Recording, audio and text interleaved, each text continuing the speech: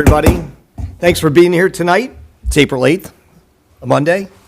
We're here tonight to have a commissioners meeting and also to have a public hearing. So call the meeting to order, and Jeff, if you don't mind, you could start us off with the Pledge of Allegiance. I pledge allegiance to the flag of the United States of America and to the republic for which it stands, one nation, under God, indivisible, with liberty and justice for all. Thank you. Thank you, sir. Appreciate it as always. Are we on the Zoom? Because the TVs are off. We have no one on. Camera back there. The camera's on, but we have no one who's going to be zooming in tonight. Just used to seeing yourself on the... All right, good evening, ladies and gentlemen. The purpose of this public hearing is for the Commissioners of Poolesville to hear public comment on the proposed ordinance 227 FY25 budget and tax rate.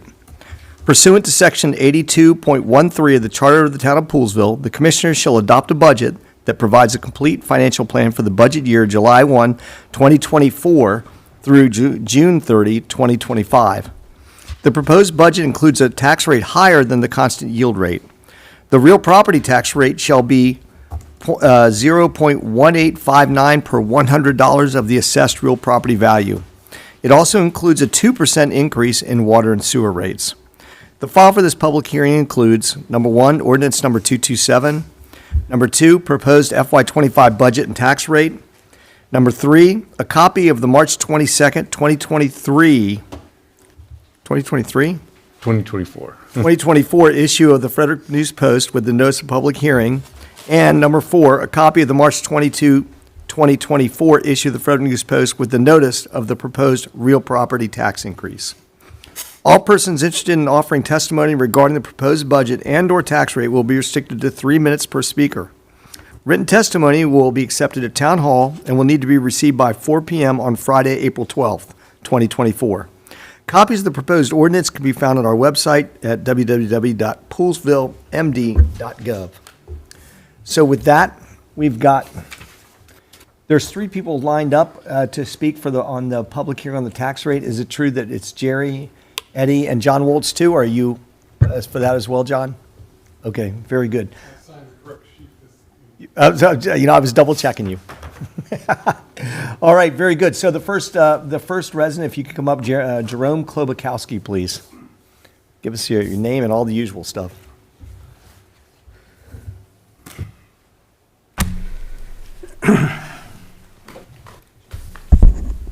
Good evening. I'm Jerome Klobakowski. I live at 17300 Fletcher Road. My comments pertain to the draft Town of Poolesville 2025 budget. Some of these I'm not going to read because they are basically administrative, and I've already talked with Niles about them. However, a couple general comments. One, is there a contract with one of the two gas stations or some gasoline supply company that supplies gasoline and diesel fuel to the town, at which we could achieve a bulk rate which would reduce the cost of gas to the town? And what was the state's constant yield tax rate computation? On intro page 5, highlights, number 2, when did the John Pool House become one of the town's municipal buildings? And is the old town hall bank building included in the category? Page 10. Jerry, hang on for a second. Do you just want to go one at a time and get answers, or do you want to just read them off? Well, I've only got 3 minutes, so I mean. Okay, that's fine. So you spend the three. It's up to you. Right, you spend your 3 minutes naming them, and we'll spend our 3 minutes answering. Well, I'll name them, and then you can answer them. Oh, go ahead, keep going. Okay. I want to do it. I want to do what's right by you. Well, it's fine with me if, as long as I can get through my list. But, okay, Yeah. So is the John Pool House, has it become one of the town's municipal buildings, and is the old town hall the same category? Because it's part of Historic Medley District. And on page 10, account 550, Community Goodwill, Woodward Works wants 25, there's a line for Riverworks for $25,000, Poolesville Pride for $3,000, Poolesville Area Chamber of Commerce for $7,500 for a total of $35,500. How is it those which were submitted as grant requests at an earlier commissioner meeting are now budget line items? I don't recall those grants ever being approved in a regular commissioner meeting. Page 12, account 915, the second sentence says, we have switched over to electric, it doesn't include gas. Since when did we switch over to electric heaters in town hall? That sentence should read, in general, electricity and gas are used to heat and air condition the town buildings. Page 14, accounts 1160 and 1165, recommend to change the note on 1160. This line item covers the cost of purchasing and planting of new and replacement existing street and park trees and ornamental shrubs and annuals. And then the second one is recommend change the note for 1165 to read, this account primarily addresses the cost of maintaining street, parks, and trees and ornamental shrubs. The way it's worded now is confusing, at least to me. Okay, page 15, 1600. It says about that the town manager can transfer funds with the cognizance of the commissioners. That was never the case when I was a commissioner. Any transfers or reallocation of funds were always done with the permission of the commissioners. In fact, I think we voted on them. Account 17, which pertains back to the John Poole House in the Old Town Hall. Note says that, or 17, line 1020, account 2010, line 3. Why does HMD, a 5013C entity, have a budget line item for $30,000 continuing into the out years? This was when, this added to the $35,500 in community goodwill, totals $65,500. And as I recall, when I was a commissioner, we went over there, we assessed what needed to be done, and we were able to help them do it, but not continually. And as I recall, Maureen O'Connell said, yeah, this is only for a couple years. Now it looks like we're assuming total responsibility for the John Poole House in Old Town Hall.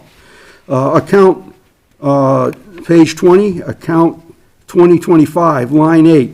Why does the GIS line end in 2025 when there is more that could and should be done with it? The database maintenance and updates need to be done on a yearly basis, if not monthly, or every time there's a significant change made, even if it's only to review what has already been entered and ensure that it's been entered correctly. And I guess I'm confused as to what infrastructure means, because to me it means well pumps, well house equipment, water sewer lines, accompanying valves, connections, pumps of all variety, street lights, fire hydrants, athletic fields, playground equipment, street trees, sidewalks, flashing crosswalk devices, street paving, including the depth, the mix, and the company, along with the make, the manufacturer, model, and serial number of any equipment that's been installed. Sorry, just for clarity, Yeah. what line item is that one again? That was, What's the question on that one? well, basically, the GIS system, it says. Okay, I got it on the GIS, so it's Yeah, still what- 2025. Okay, I'm sorry, hold on. No worries. Second here, On? go back, account 2025, line 8. Got it, thank you. Okay, so, okay, line 6, outdoor pool retractable roof. As we really want to use the pool year-round, recommend changing the description to read Sarah Hour, Western Montgomery County Outdoor Pool Enclosure. Currently, the combined out-year costs, we are contributing $205,000. My question is, what is the total cost? And would the county be willing to start if we were still paying it off? In other words, in next, say, 2 years from now, we haven't accumulated $205,000. Are they willing to start and install the thing, yet we would still pay our portion? If we should even pay our portion, because I personally believe the county ought to pay the entire shot. The water rate, I guess, is based on let me rephrase that.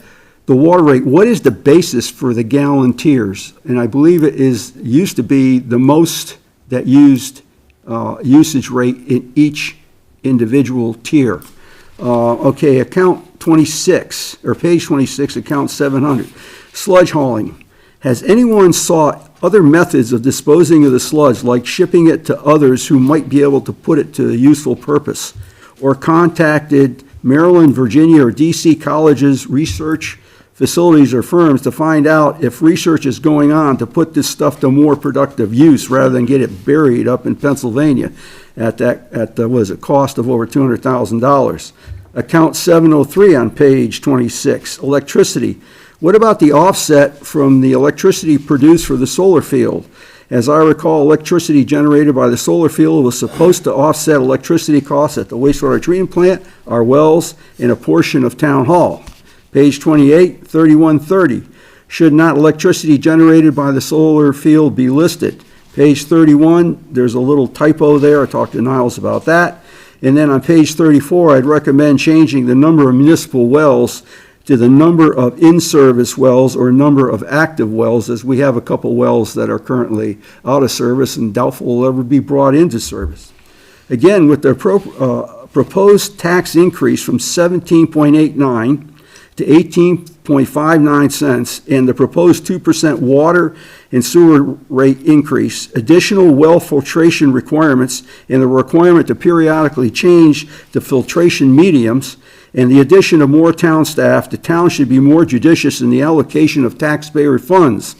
At an earlier commissioner meeting, the Poolesville Area Chamber of Commerce applied for this $7,500 grant to produce and mail their area telephone directory. However, no estimate for the ad revenue that they would garner was ever provided. Therefore, it would be prudent to find out how much ad revenue is going to be raised versus the need to produce and mail the telephone directory before any grant application is considered by the commissioners. Additionally, we sold the thrift shop building to Riverworks for $50,000. This budget proposes giving them $25,000 back. And if I was really cynical, I would not be surprised to find Riverworks with a grant request next year for the FY 2026 budget for another $25,000, which would make them whole. So with that, thank you, gentlemen. I appreciate you allowing, and lady, allowing me to take the time to raise these issues with you, and I have copies of these. My mouth and what's written here don't always agree, but I think you'll get the gist, and Niles has it. I appreciate that, Jerry. So we wanted to make sure, no, I was trying to be expeditious here, and I appreciate, first of all, you giving all this ahead of time to town staff so they can help brief me and get ourselves prepared for providing some of the answers that you're looking for there, and as well as your commentary on, just budgetary spending in general. So that I'm appreciative of. Is there something that you needed to get out of us tonight besides our conversation here and making your presentation, which I appreciate you giving, and anything in particular you're looking for answers on, like right now? Because No, not right now, but I would like answers. I'm not, So I promise that what we'll do is I'll caucus with the commissioners, and then we will come up and work with town staff to provide essentially a line by line on what you're looking for. Some of the answers probably aren't going to be what you want to hear, but at the same time, I know you've provided clarity to us on several items that we need to clean up on the budget as well, and we appreciate that. And some of our questions are excellent questions about buying back gas in bulk. And, I'll answer that one for you right now. Yeah, if you want to, go ahead. We have a $2,500, 2,500 gallon diesel tank. All our trucks are diesel. okay. I forgot Right. about that. Okay, so good. Thank you for that. That was you get an easy one right off the Just bat. one right off the bat. Okay. I got one. Wait, while you're just throwing things out, what about the transferring of funds? Transferring funds is an automatic thing that happens between the water and sewer and general fund. We looked at the water and sewer has a deficit, especially during the winter months when the water and sewer bills are lower. And so it's an automatic transfer that occurs, but and to rectify it all at the end of the year, when we do the final closeout, and then you guys vote on it at that time. It's always been that way. Is that new? Always been that way since I've been here. As I recall, that when we needed money from one account to another, you brought it up to the If it was a commissioners and budget- said, I'm planning to do this, we need to do this in order to make this account whole. If it was a CIP project or a special budget amendment, as we do with every project and budget amendment. Okay, all right. Thank you for, I appreciate it. That was good, My memory. Martin. Thank you for asking. It's There'll be another one. good structure. Good structure. We'll throw you another one. All right, hang on for a second. Talk about the, his question about, was that just a clerical issue on the, or a line item issue on the electric heater versus gas? No, that's just been in there since, I think Roy Johnson put the initial budget together, so it's been there forever. And I just. Good, we'll it was, And we can make that change. actually, I can be honest, I don't read every single note anymore. So, good catch. Really? That's good. We're good for that. There was also his question about park trees and annuals. It was confusing on how that was listed. Yeah, it was more confusing the way Jerry laid it out, at least by listening to it. That's what I thought, because I got confused hearing that part, and we talked about it Right. earlier today, and it made One sense. account is for purchasing new street trees, and one is for maintaining the existing street trees. So- But he- Replacement or maintaining it. Right, so, But then but the thing is, then in the second one was, okay, that's what page was that? 14. The way it reads, in my mind, you could be, 14? Yeah. 11, 16, 11, 16. yeah, exactly. Yeah. This item covers the purchasing of all street trees. Now, that's fine. But then the next one says that this account primarily addresses the cost of maintenance and replacement of existing street trees and miscellaneous purchase of shrubs and annuals. Well, if you're planting street trees, you got to purchase the things. And if you're going to purchase the street trees, you might as well include the ornamental shrubs and annuals. And then the next line, 1165, would be strictly for maintenance. No, In other they're words, like separated pruning and specifically. fertilizing and stuff like that. They are separated specifically, because when we do, like, Tree City USA and things like that, purchasing of new trees versus maintaining have to be separated in different categories. Okay. And then we provide those numbers from the budget to Tree City USA. I did that last week, so. Okay, all right. Well, while we're knocking things out, do you want to comment about the sludge, the cake that we sent to Pennsylvania? Yes, no, so we used to do a land application, we would actually sell it to Dave Scott, a farmer out right off in Dickerson, and he would do that land application. Maryland state law came up with some really strict laws that we couldn't do it anymore, so sending to landfills out of Maryland is the only way we can do it. Pennsylvania happens to be the least expensive avenue we do. We are looking at some other companies that are trying to conglomerate, because you can't just send your sludge to any place, because no one wants it because it's so costly to get rid of. There's some companies out there that are trying to create biosolids, except now they're hitting this big hurdle called PFAS, and they're trying to make it into a product that can be for fertilizer, and they don't have enough incoming sludge to be able to create these hoppers that have to cook it and do everything they have to make it into a fertilizer. But it is in the works, and people are they need more funding, more capital to get it kicked off. But that's something we are looking at. That's about the only avenue we've seen so far. Yeah, great. You're not volunteering your backyard, are you? No, I was volunteering yours. That's too close to town hall. So there's a number of things, other things on here that are more about, I know that you have questions about more of the discretionary spending, including the questioning behind, and I do like the idea of the calling it an enclosure, and then for the pool, as well as what's going on with Riverworks and some of the other things that we're spending money on. So what I'd like to do is, we'll give you, we'll respond back in writing to you on some of the items on that. But you can say in general that the town, that the commissioners have made the decision with this budget to embrace what's going to be having to take place downtown at one point or another, including the revitalization of what we'd like to call our historic downtown area. And that it means potentially investing in some things. In terms of historic medley, they have submitted a list. We went through, did the same thing that you did. I did it with Niles. And we went through the building, and they submitted a list of what they needed to have done to it. Then we are not bearing the sole responsibility for maintaining Old Town Hall or the John Pool House. It's more of a contribution and investment in our downtown area. So we can get you what was written up by Maureen to show you how those funds were expended and what the building needed, et cetera.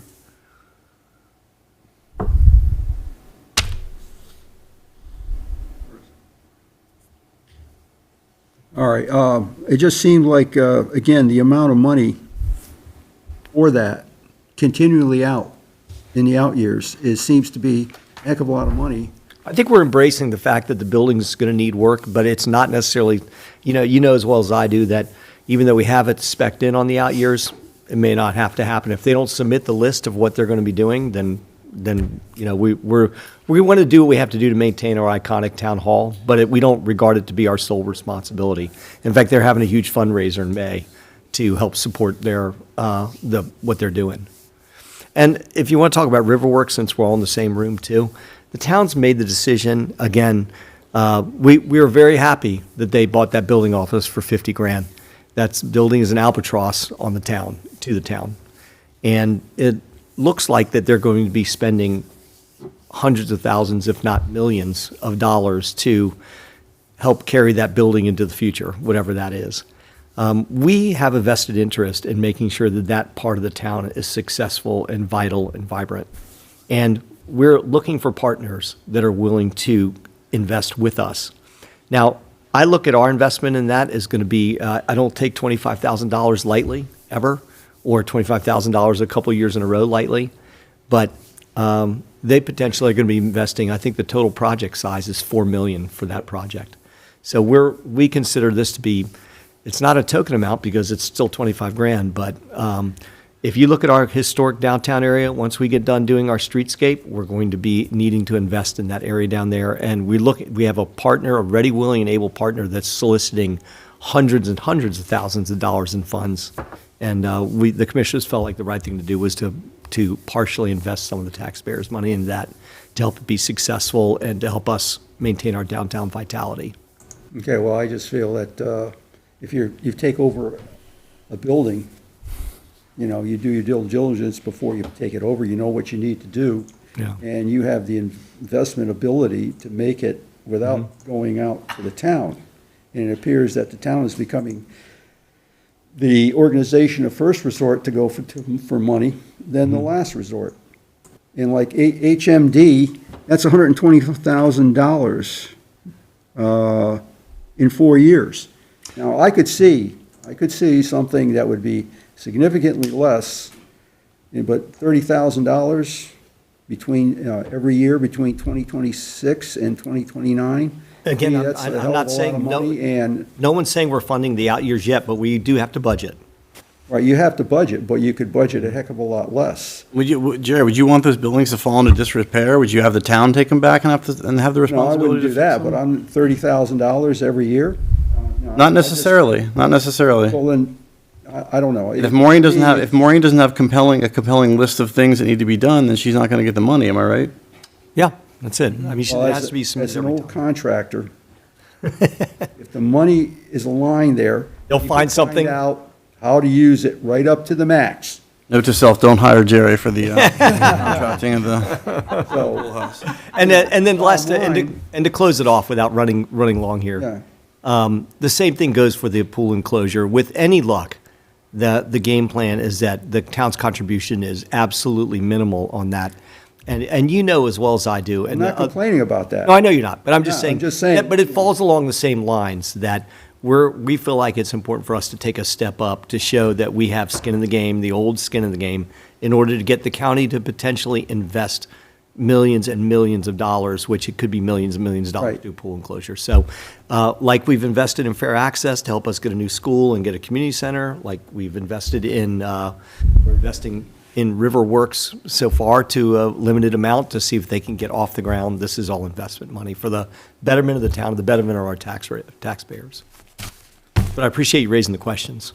And if there's anything we missed on here, we'll come back to you. I have no Right. problem with the enclosure, it's just that, I would hate to see them come back every year and say, well, we need another 20 grand, this is going to be your total cost.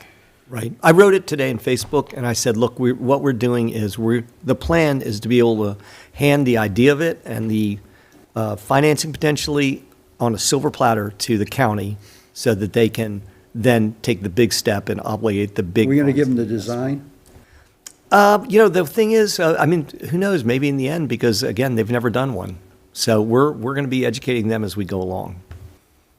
So, and that, so far my time is free and Link's time is free and everybody else that's doing the research time is free. And we're going to try and use as much free time as possible. Sorry. We're going to try and use as much free time as possible to get them as much information as they can to make the decision easiest for them to put it in their budget. Okay. So, But I appreciate that, and I know you played a key role in getting the pool renamed and redone, and I appreciate it. This is a further investment as far as I'm concerned. Right. And let me just drop one other thing, since under old business, you have grants and policy and procedure review. I noticed that the critical grant has been taken off, but the major grant is there, and it's for $25,000, and I think that's way too much. Understood. You liked it that we took off the 25 and above grant? Yeah, the 25 and above grant, yeah. To me, like, that was a little too much. And even $25,000, Well, we took your input on the 25 and above grant and removed that category. We appreciate that. okay. Thank you. All right, thank you Thanks, for that. Jerry. Appreciate it. Thank you. All right, next up, Mr. Edward Kuhlman.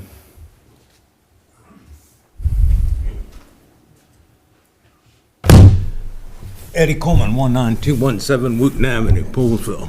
I feel strange because I agree with almost everything Jerry said. But you can, I don't, where's the, yeah, where's the AFib, where's the AFib paddles, Jeff? I might Jerry need needs that them. damn ambulance back at the house again tonight, Jeff. I got a couple questions for you, and I apologize. I'm not prepared for this meeting tonight. It's okay. I had a medical issue a week or two ago, and it's taken my attention, and I haven't been able to get through this like I'd like to. Are you okay? 2 stents fixed it. Okay, good to hear. So, under your giveaway money section, the Poolesville Pride, so this is starting something new that I think is a slippery slope.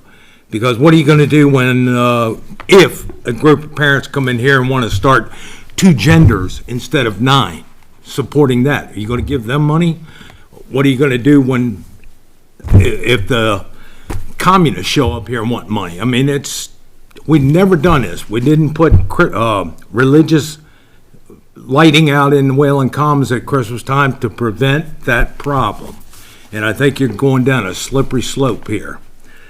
Poolesville Day. I agree with Poolesville Day, but has there, and I don't know, has there been any effort on their part to raise funding themselves? Because that was the whole idea before any of you ever saw this building, that Poolesville Day would get fed some money the first couple years to get it going, but they were supposed to find a way to make themselves self-funded. And I don't know that there's been any effort given to that at all.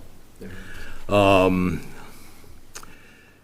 fireworks, I mean, the fire department is a worthy cause. It's been in there for years. I can't argue with it. Little concerned with the amount of money, but so many other benefactors are no longer around here. So, your Poolesville Day, July 4th. I can't hear you. I'm sorry, Poolesville Day and July 4th are your questions right now? Did you mention They what? Poolesville Day cost and July 4th cost? Is that what you're asking about? Yeah, Poolesville Day, I mean, I'm just asking on that one, have they done anything to try to raise money for them, for the group itself?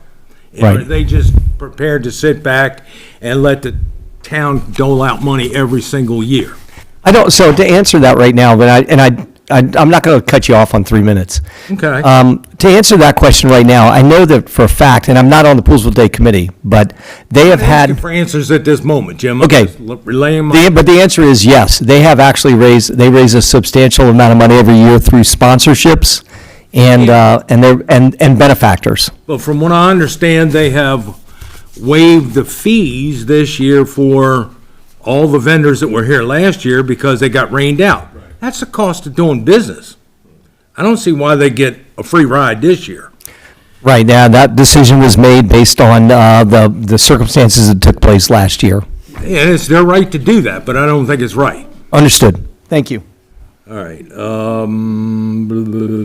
fireworks, mini grants, Poolesville Day, gifts, post-prom. Riverworks, I don't understand that at all. I mean, there's businesses in this town that have been beneficial for the entire community, that have struggled for years. Granted, they've never reached out to my knowledge except for one, Selby's, and we didn't give them anything. And Roy said, if I had a gift, I could stay a while and hopefully get things straightened out. We did not offer squat. So I don't really understand this at all. And I have a lot of personal feelings that I think there was a lot of monkey business going on with this river works. Poolesville Pride, I've already touched on that. PAC, we have helped them in the past. I don't really have an objection. I think 7,000 might be a little too steep. And because you come down to it, and it seems like our tax increase on the taxpayers is being given away.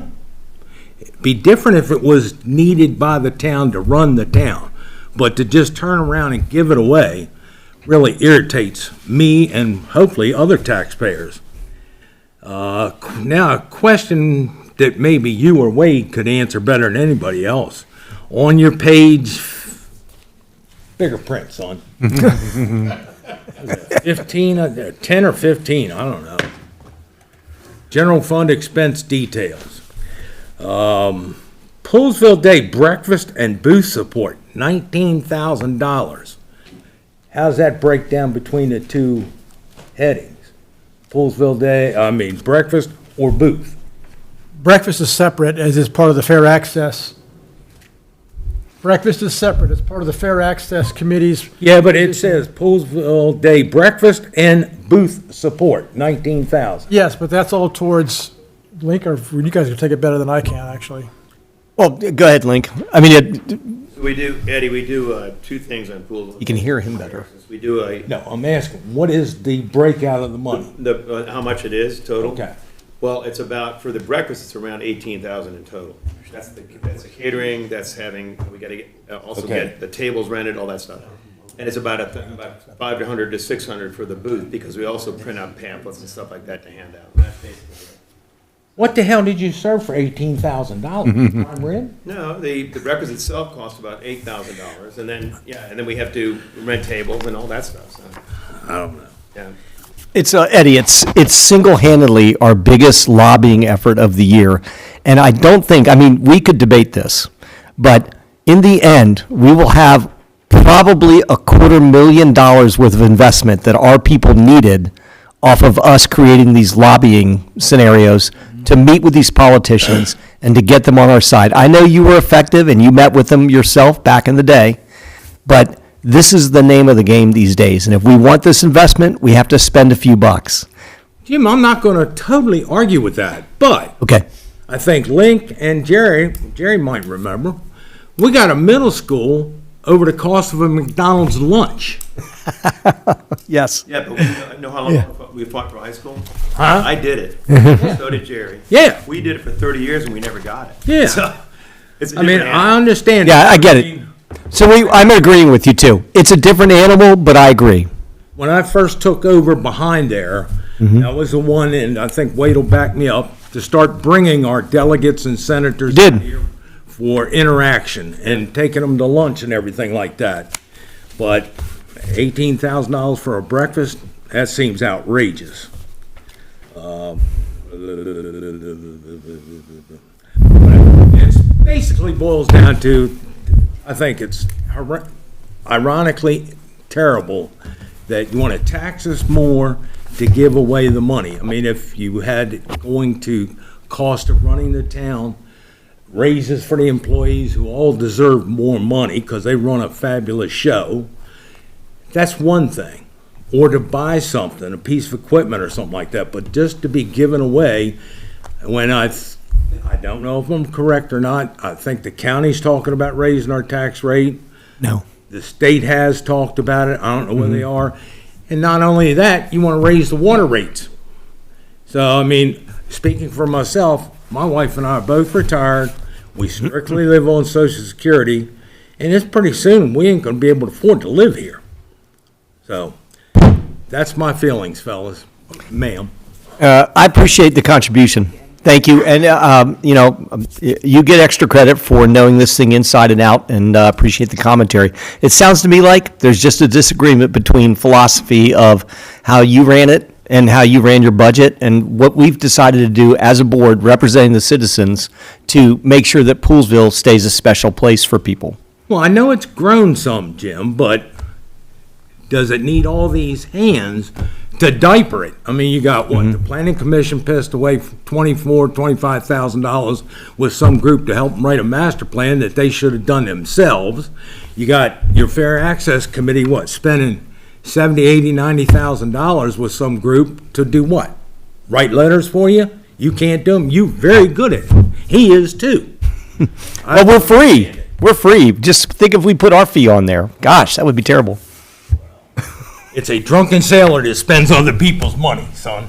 Got it. Thank you. Thank you, my friend. Appreciate it. Very good. John, you're last. Give it to us. Not least. No, never least.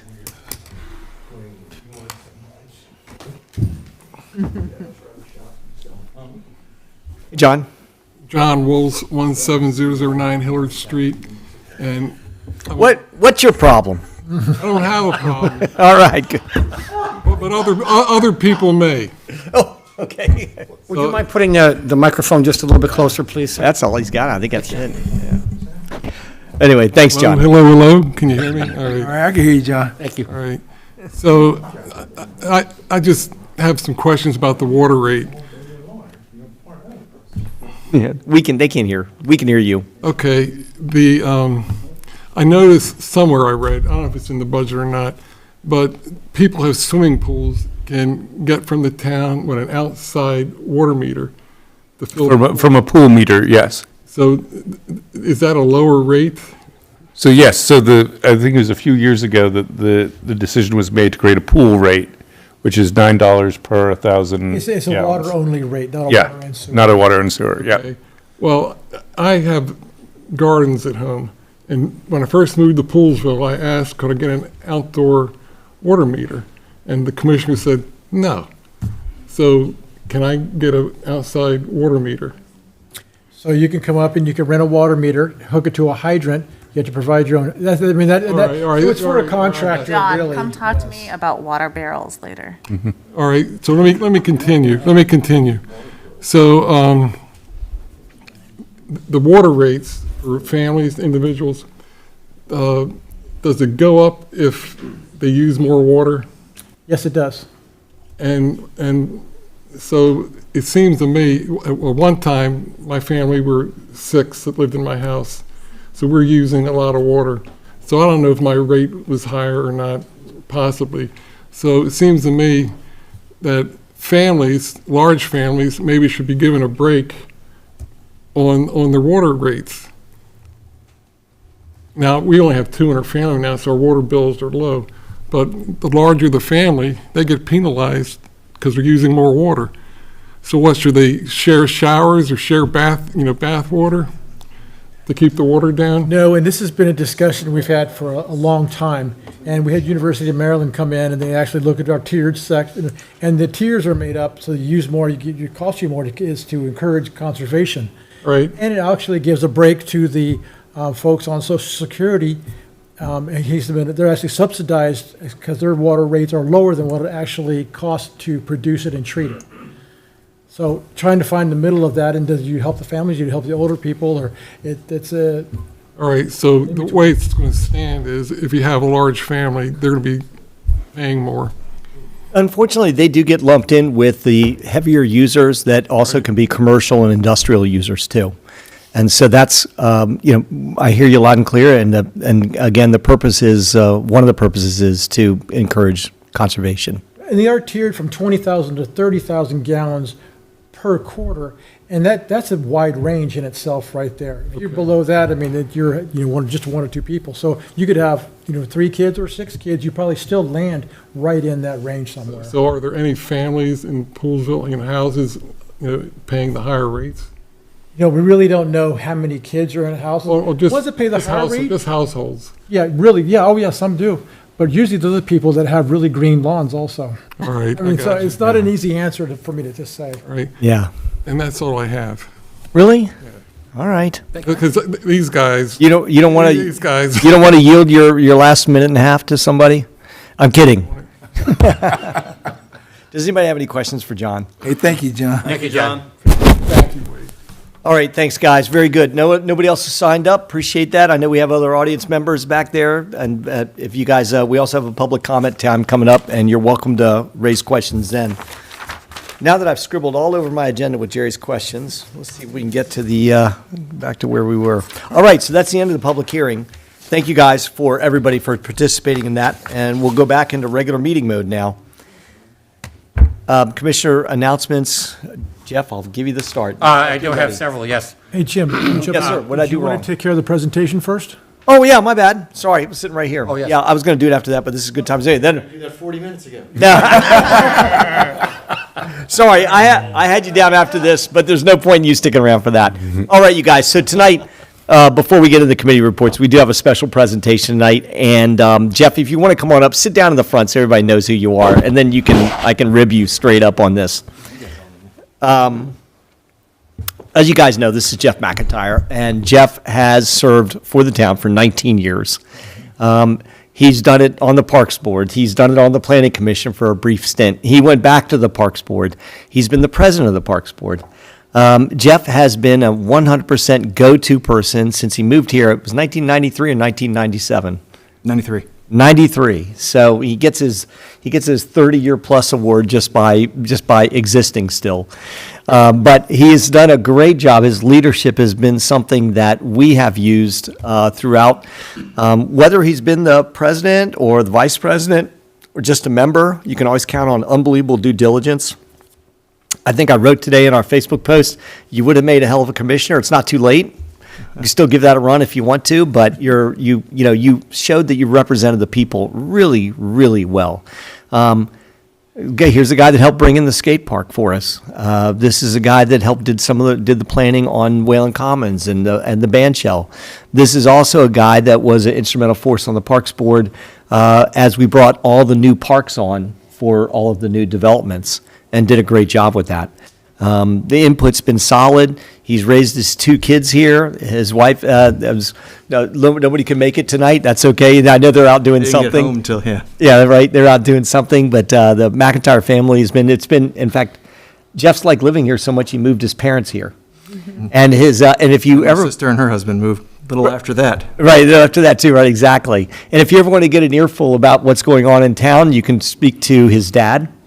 And he's never afraid to let me know what we're doing right or what we're doing wrong, so I appreciate that. So, the commissioners tonight, recognizing your 19 years of service, and in fact, you're still living here, you're not moving, last time I checked, and that you still have future contributions on your way. We have a flag to present to you, and we want to give you our sincere thanks as commissioners and as the town staff for your service, and we're going to miss you.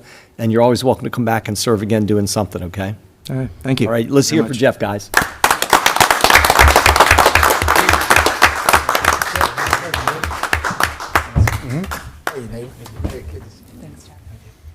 And we're going to miss you, buddy. I'll hand this to you in a minute. Thank you, Jeff. And if I may add, Jim. Yeah. Jeff, as the person from the commission who sits on the Parks Board, I very much appreciate Mr. McIntyre's professionalism in the way he operates the meetings and keeps things on track. Always very knowledgeable. It'll be hard to replace you. Thank you. All right, Jeff, you're part of the liaison. There you go, sir. Yeah, I was gonna say, you need to be like poking your head up from behind. Got it. Yeah, you can do this.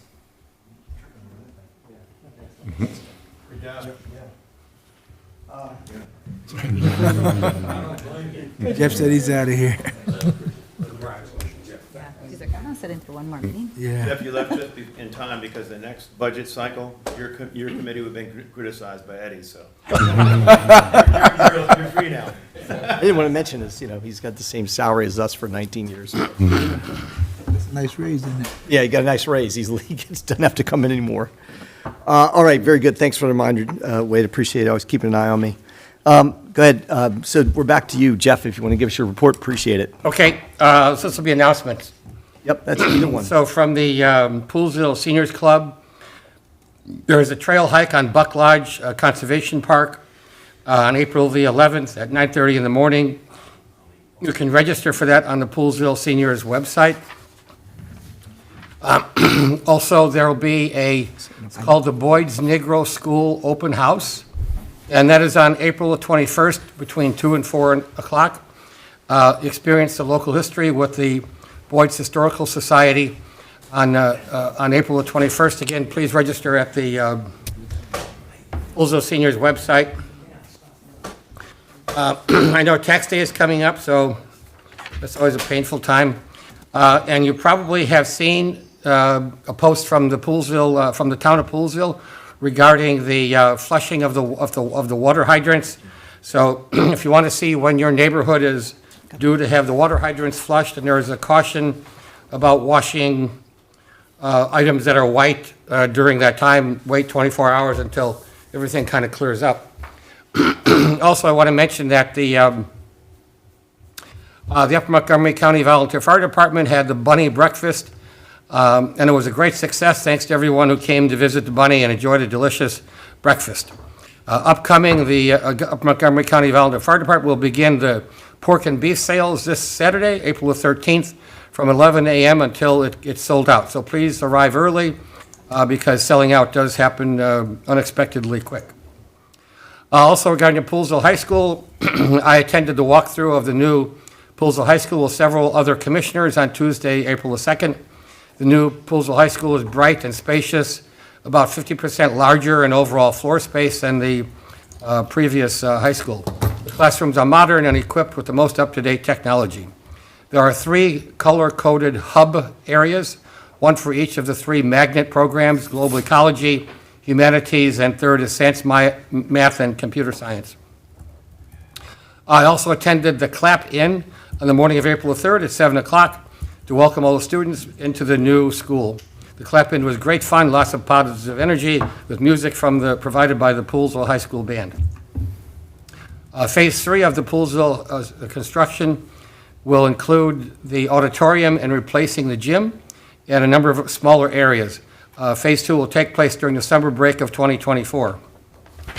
Let's see, I think that was everything. You want me to do my Parks Board report? Sure. Yeah, go for it. Thank you. Sure. Okay, the Parks Board meeting was held on April 3rd.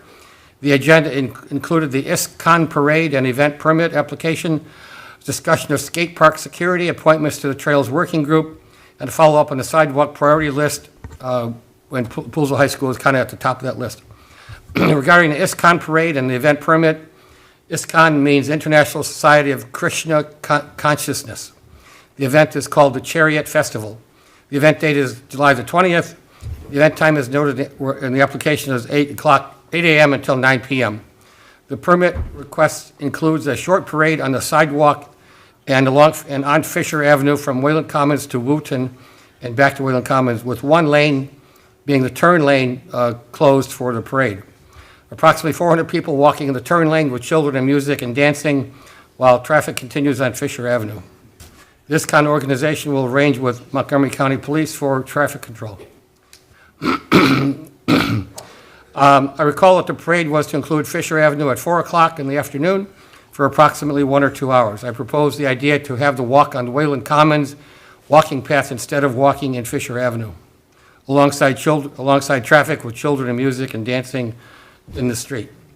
Anyway, this may sound a bit negative. Nevertheless, the Parks Board voted to approve the event permit request, including 400 people walking in Fisher Avenue turn lane with children, music, and dancing while traffic continues on Fisher Avenue. I voted no. Everyone else voted yes. Discussion of skate park security. Niles is working with Gaithersburg to get their skate park security policy. Niles noted that other jurisdictions, such as Rockville and Gaithersburg, provide staffing for the skate park. Those skate parks are only open during staffed hours. Interestingly, most of the security issues in Poolesville are not caused by the skaters themselves, but rather by individuals who are not the skaters. Again, Niles is working with Gaithersburg to understand how they use video captured by the cameras at the Gaithersburg State Park. Appointments to the Trails Working Group. Niles shared the application of upwards of 10 applicants for the Trails Working Group. The Parks Board will vote on the selected applicants at the May 8th Parks Board meeting. Follow-up on the sidewalk priority list. Patrick Trainer noted that we should develop not only a list of priorities for new sidewalks, but also a sidewalk maintenance list. Mr. Strong noted that the town is marking sidewalks in Tamatoon neighborhood for grinding. Grinding is done to level out the sidewalk slabs to bring the height difference into compliance with ADA requirements, which require less than a quarter inch of height variation from adjacent slabs. However, some sidewalk slabs are pushed up by underground roots. In those cases, the underground roots must first be removed and then the sidewalk slab replaced. Newer developments such as Westerly Grove already require the developer to include sidewalks on both sides of the street. However, older developments do not have sidewalks on both sides of the street. Preston noted that the trees are now 10, 20, or 30 years old. The trees push up the sidewalk slabs. Leveling the sidewalk slabs is not a one-time fix. It must be recognized that leveling out the sidewalks is an ongoing issue.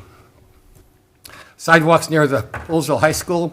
Town engineer John Strong has been in communication with Montgomery County Public Schools construction manager and has requested that they provide the town with a plan on how they will address access issues to the high school, including sidewalks. Most of the issues related to this come from how the high school construction has been blocked access between Wooten and West Willard Crosswalk and the main high school entrance.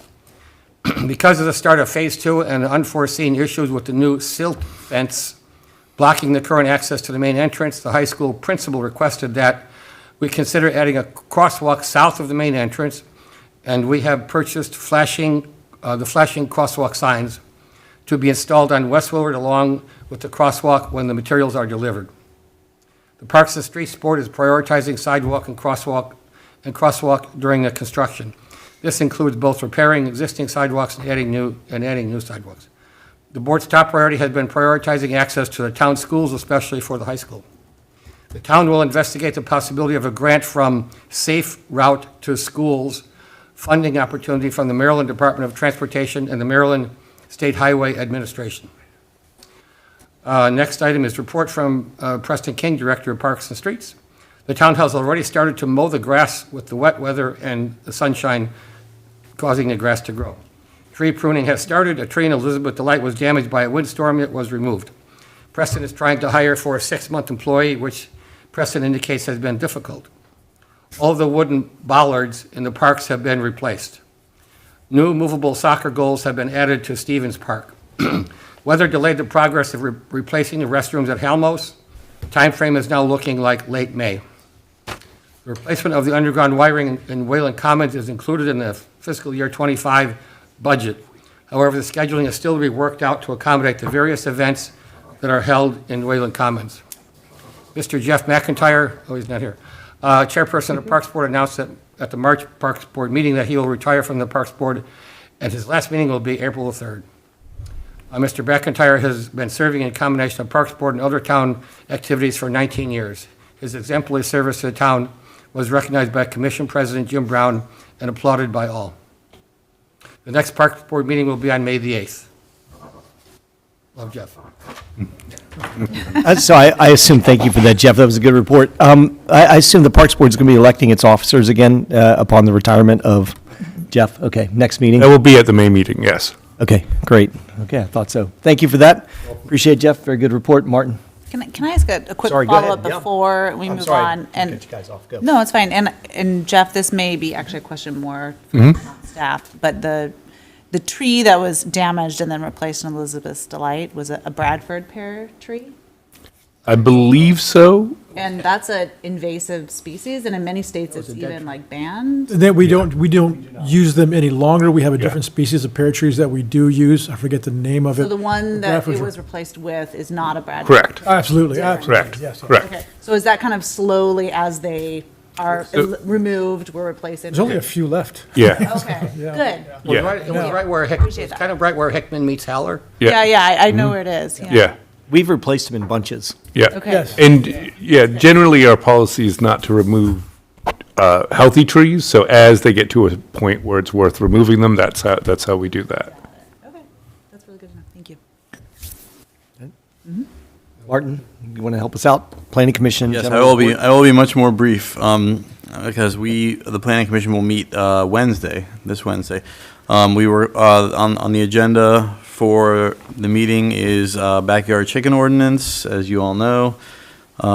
We will also be discussing the comprehensive plan, review and possible approval. For my announcements, as Jeff said, a lot of us were there for the tour of Poolesville High School and for the clap-in. That was exciting, and gosh, it's a beautiful high school. And I'm not sure the kids were happy to see us, but it was good to be there. It was a little bit early. Yeah, and it got a lot of looks like, okay. Yeah. Who are these old guys? But Yeah, why do we need this? and gals. Anyway, so that's all I've got. I will have more for you at the next meeting after the planning commission meets. And of course, I don't want to skip ahead, but there's going to be the introduction of hopefully a new member soon. Correct. Who may or may not be in attendance tonight. Correct. Very exciting. Okay, good. All right, thank you for that, Martin. And also Wade will have a little bit more about the comprehensive plan when we get into town manager's report. Sarah or Ed, which one? You guys pick. Some of this I know is repeat, but I feel like it bears repeating as we get closer. The Health and Human Services Department issued a new report on health outcomes for the county, and as a follow-up to that, has agreed to do some community outreach, some listening focus groups. And so Link has been working with them to set one up here at our library on April 18th. And it is designed for health workers and healthcare providers in the area. And so I know Link has reached out directly to some of our, family practice, and did you include also like the Taganis and eye doctors? So like all of our local practices here. I've forwarded it on to some folks who I know are doing mental health work in the area. If you know of people who you feel like it would be important for them to be there, forward that invitation on so we can get as many representatives there as possible. I forwarded it on to Sam and Jonathan, who are both doing therapy work in the area. Great. Also very exciting, happening in April. So that's April 18th. On April 24th, the Fair Access Committee is sponsoring a debate among the Board of Education candidates. And we have all of the incumbents plus 3 of the challengers. Is it 3 right now? 9 of the gentlemen.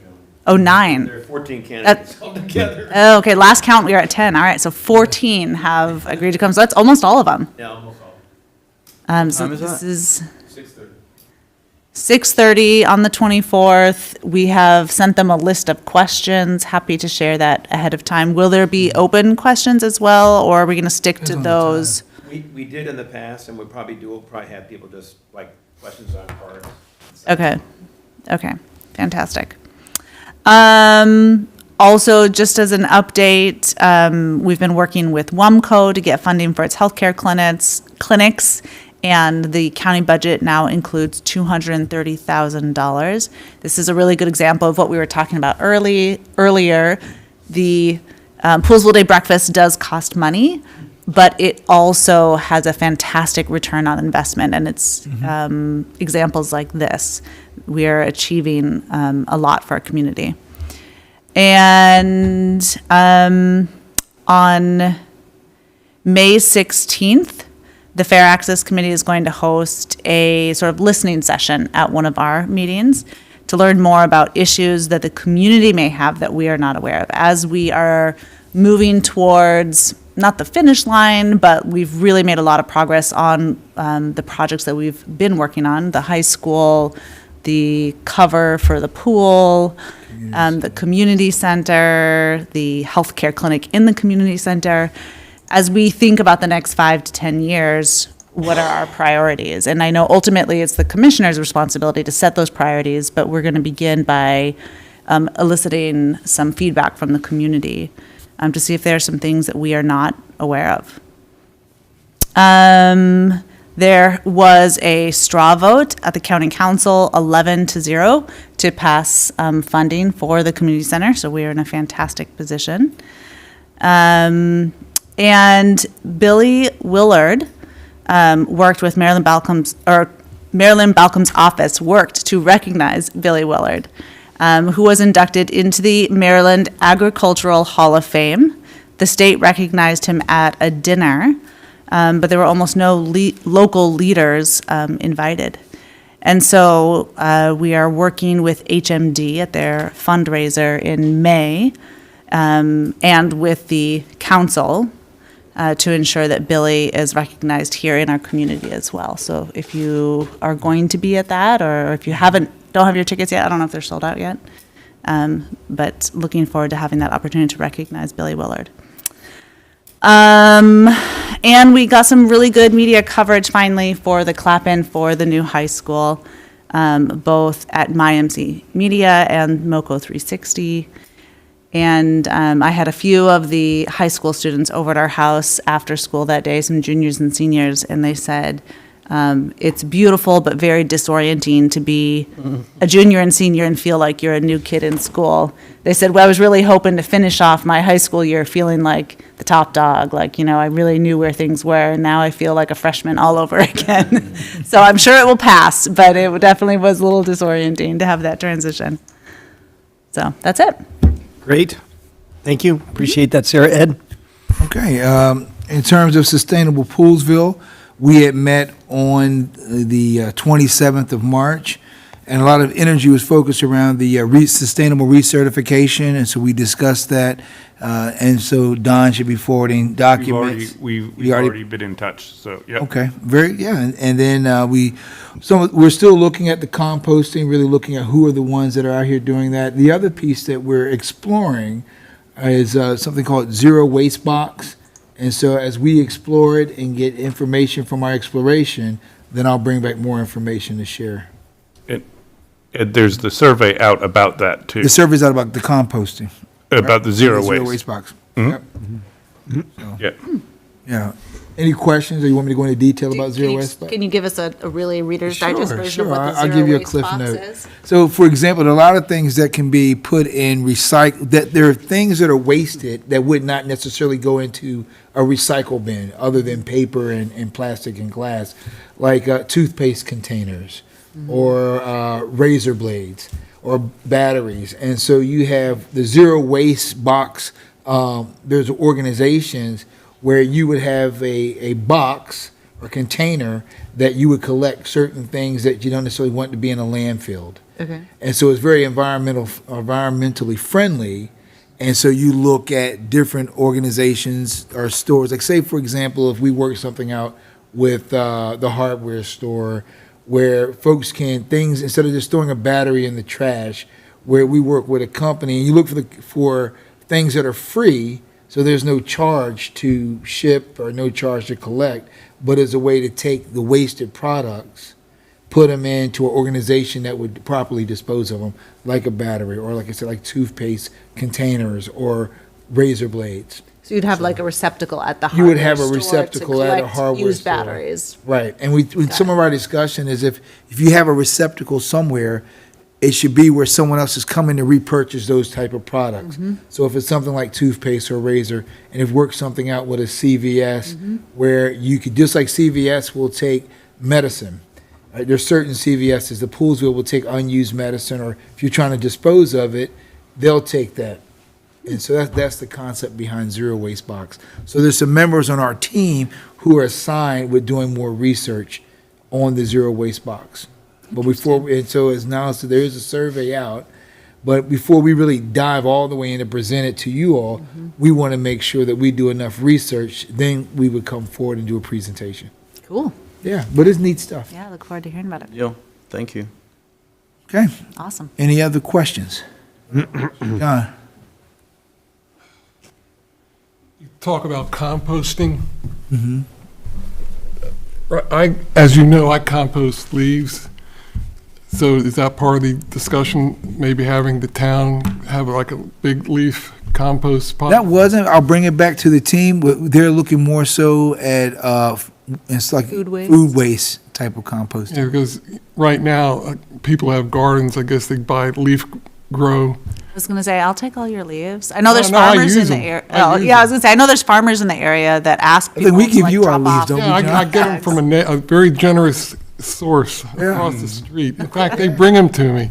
Nice. So I right. appreciate that. It was just a random thought, because. I'll bring it back. We have a mulch pile, which I appreciate, and I was thinking maybe we could have like a leaf Leaf a collection. leaf pile.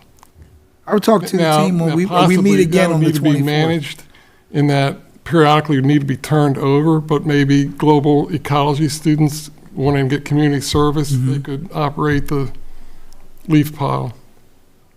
All right. Just a random thought. Yeah, good. Yep, it's a good thought. I'll bring it back to the team.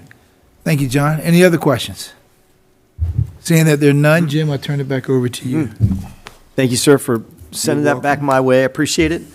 And John, before, I just want to say up front, two side notes. One, John, thanks again for all your advocacy along with Canal Towns and everything you're doing on that end. For the first time in my whole tenure as a commissioner, it feels like we have coverage on that very important aspect of our area. And, again, just keep us in the loop. And then, I'm going to attend the stuff that I can attend and that, we're looking forward to them coming here eventually again. And we'll host them and do a full presentation again to make the group feel good and understand what we're up to. So I get to travel with Paul Western. I saw that. Yeah. You said you're going to come pick me up at what time? No, that's a different meeting. Oh, okay. I got you. Federal Advisory Committee. That's Federal Advisory Commission, right? Yeah. Got it. I'm gonna pick you up. Yeah. I'll let you know on that one. So Make I 'em walk, appreciate man. Make them go. That's a real good meeting. The superintendent makes Yeah. a big presentation, I wouldn't mind going. and we can ask her about White's Ferry. Yeah. We can ask her to get that gate opened at Edwards Ferry so we can park in the parking lot. Yeah. Exactly. And that, did you take that picture of Paw Paw that had all the colors in the tunnel? How'd you take that picture? So at the I'm. north entrance, which is actually the downstream side, there's Yeah. light shining in, so I was standing right inside the entrance with my cell phone and took the picture. That was with the Poolesville seniors. So I've never seen those colors. I've been in the tunnel a bunch of times, and I've never seen those colors like that come out. That was pretty amazing. You can just take your time, you can see a lot of different things. Well, yeah, once you get inside and you can actually see something after your eyes get used to it, it's, I strained my left calf going through it, so on the way back, I held on to the railing. Yeah. Most of the way through, so, because it's. like one of those old donkeys. Yeah, no, I've. that you had to, So the ropes, you can feel the grooves in the railing, because it's the original railing. yeah, yeah, Preserved because it's, covered, yeah. you can feel the grooves in the railing. Paw Paw's amazing. That tunnel is Martin, have you amazing. been over there? Mm-hmm. Okay, because that might be nice pictures to take too. I was there a long time But ago. it's not historic medley. That's okay. Martin takes great pictures though. It's pretty amazing. And I said Paw Paw Tunnel, and the story of it is amazing. If anybody gets a chance, Yeah. learn up on it. It's a pretty amazing story. The tunnel was not used, could not be used as they figured out while they were building it. Well, it took them 14 years. Yeah, yeah. And then just downstream, very close, are like 4 different lots. So we got to 2 of the lots, and we turned around and just started to sprinkle. We didn't want to get dumped on. I'm just glad I didn't have to carry you out of there. That would have been a sight. I'm glad we didn't have to call 911. No, not good. Not good. Okay, anyway, that's an aside. John, again, thanks again for all your coverage. As I said, it really feels like you're doing something that we really haven't done before, and I appreciate it. It's very important, too. And I'll keep my parts of this. I'm just going to fill in the blanks for the rest of this because we're all doing all of our things, and I appreciate everybody's contributions to what we're up to. Link, did you give testimony today? Tomorrow. So tomorrow, Link and I'll be giving testimony at the county council to talk about about the community center as well as the health part of it. That'll be a good testimony time. Appreciate it. We'll see you down here, whoever's going to be coming. We met recently with April Delaney. She's obviously running for Congress, and we had a chance to have a good discussion with her to bring her up to speed on everything that's going on in our area. So in the event that she's elected, then she'll know she can hit the ground running. We do have a good person that is one of her campaign managers, Susan Hood, who used to work for Van Eperen, who also is a campaign manager campaigner for David Blair. And she's great, and she basically queued up April on everything that's going on in Poolesville, so we could devote a solid hour plus of just breaking her in. Then Link and I took her around to various businesses in Poolesville so she can get a real feel for our business community too. So she's a front runner right now, but that race is wide open, so we'll see what happens as time goes on. And of course, we'd love to see Lorianne Sales win as well. She's done a great job for us. Link sent a note out, again, second note out to the Hood College to go look at their pool facility. So we're going to get that done. I'll let everybody here know if you guys want to come up with us, you're welcome to it. But we're going to have a good series of like nuts and bolts questions. How's it work? What would you have done different? You know, how much did it cost? What's the highs and the lows of putting this thing together? You have a tentative date yet, or are you still working that out? Yeah, it's just now really getting rolling up there too. So we'll get it. We'll figure out what that is.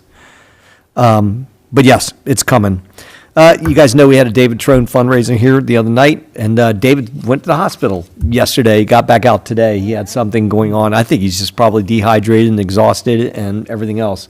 That dude's been in a campaigning machine for the last several months. So he's had to take it easy. But I actually did speak to him because he gave me heads up. So if you guys got a mailer that I'm in it, because again, he needed somebody with white hair in the thing. I thought I was going to be talking about town of Poolesville or Western Montgomery County, but it was about the color of my hair. Go ahead, John. When his commercials come on, I keep looking for you in the commercial. Well, he told me that that's still coming. So I haven't been left on the cutting room floor yet. But this is me holding a coffee going like this. That's it. That's all that's Maybe after the primaries. right. Yeah, they're probably saving me for the big race. So, Here it is. right, keeping that one in their holster. Good, quiet. Yeah, keep an eye on it, John. Thank you for that. Just to give you an idea, this is a funny story, you guys. Just kind of put it in perspective. So this Thursday, we meet every Monday when Wade's in town, and meet with Niles, and we just talk about. Obviously, we want to know what's going on with the agenda. We try to cover our bases best we can. But this Thursday alone, we have WUMCO appreciation at 5:00. Everybody's welcome to be there for that. That's at Locals, 5:00. This Thursday coming up. And then I'm reading under the stars at Monocacy Elementary School at 6. And then I'm going to be doing an introduction for the seniors showing of Rally for Rangers, which is an award-winning documentary that's going to be shown at their hall. So those are three pretty cool Thursday things that you only get to do if you're a commissioner or people want you there for some reason. So, part of the fun part about being a commissioner is getting to do those things. And that's just coming up just this Thursday.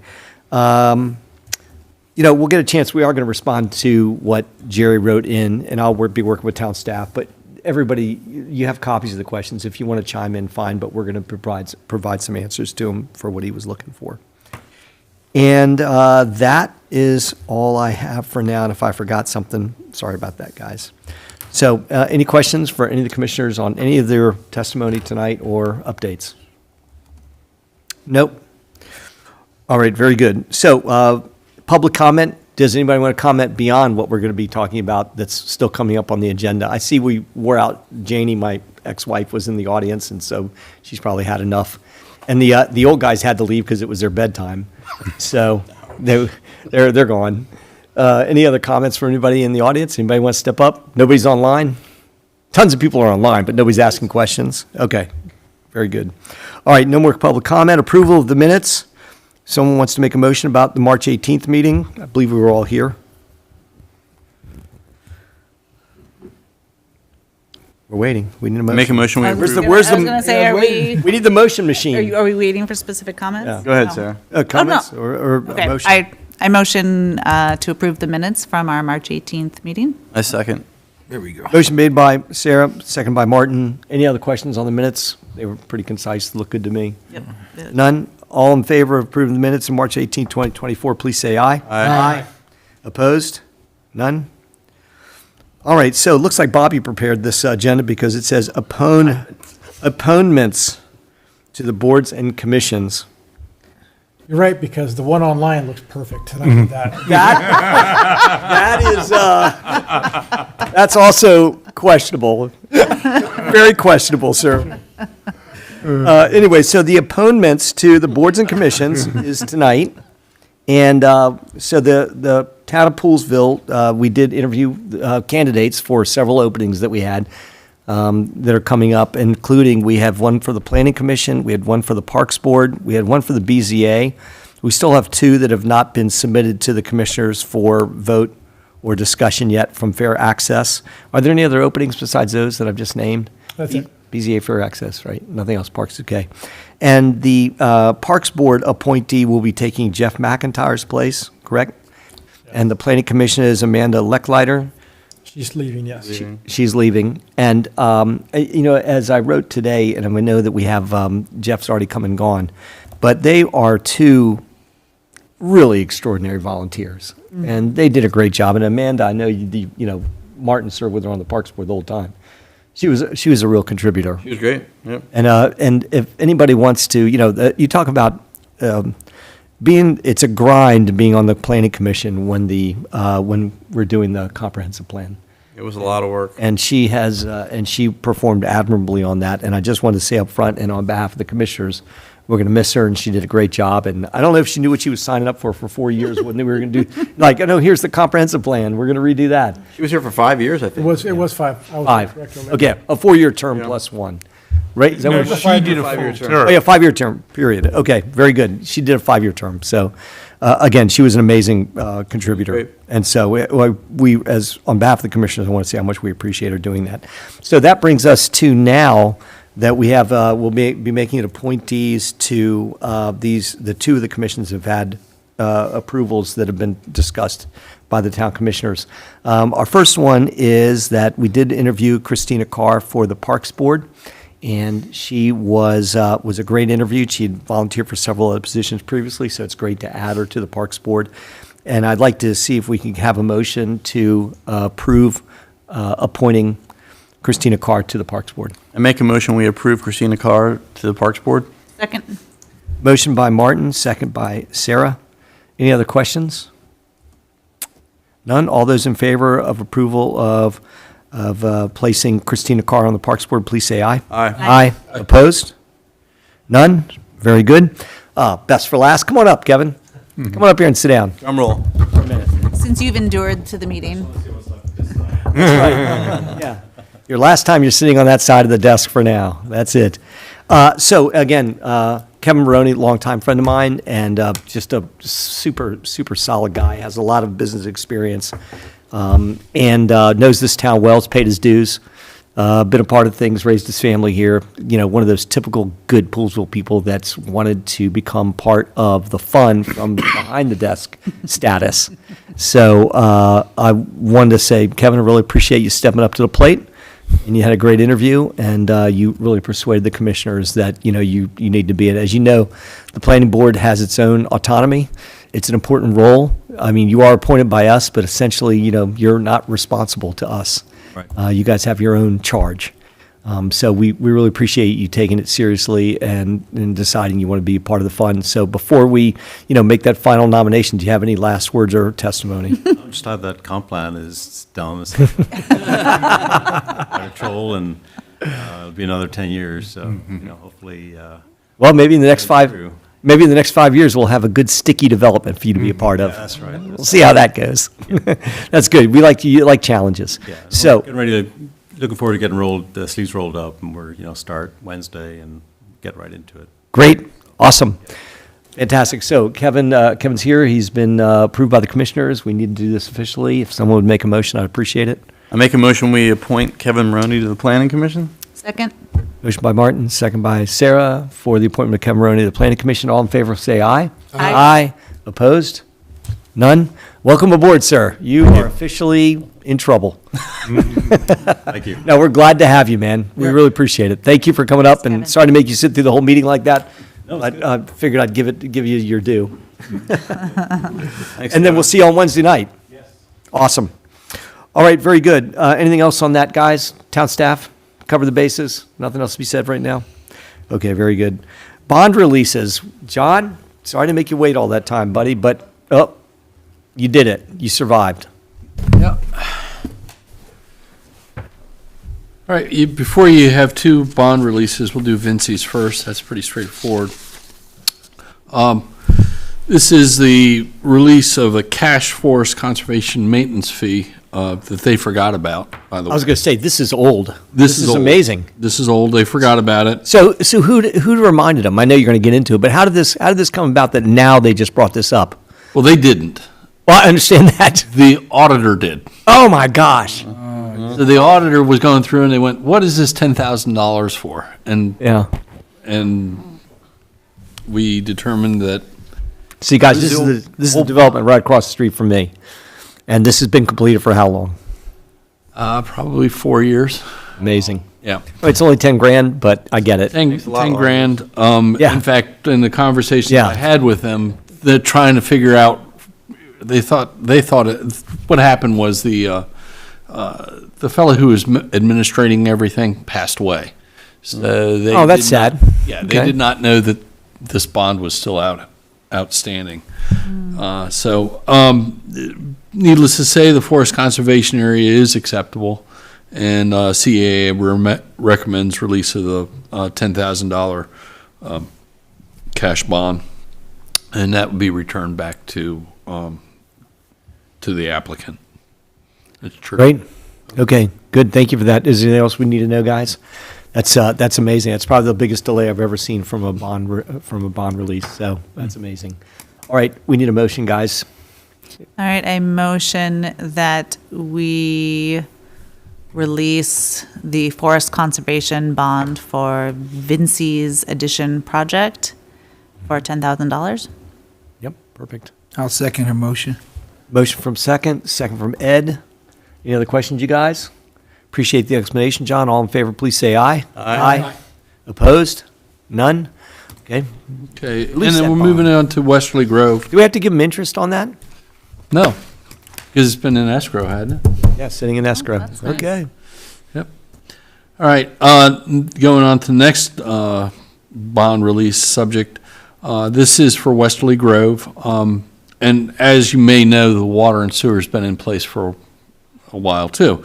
They just forgot how to ask for a release on any bonds. So we've met for the water and sewer, they've met the 2-year maintenance bond requirements that would normally be in place. So for this, the water and sewer bond of $1,600,643.75, bond number 72BSHY 4906. The paving bond of $660,684.38, bond number 72BSPHY 4904. Who's writing I all don't have the, to read them all? No. Thank God. who's writing all this down for the motion? All right. So anyway, before, we These do on the paper, so- recommend release of those bonds. There is one bond that's still outstanding, and that is the well house bond. That's still in process of being completed.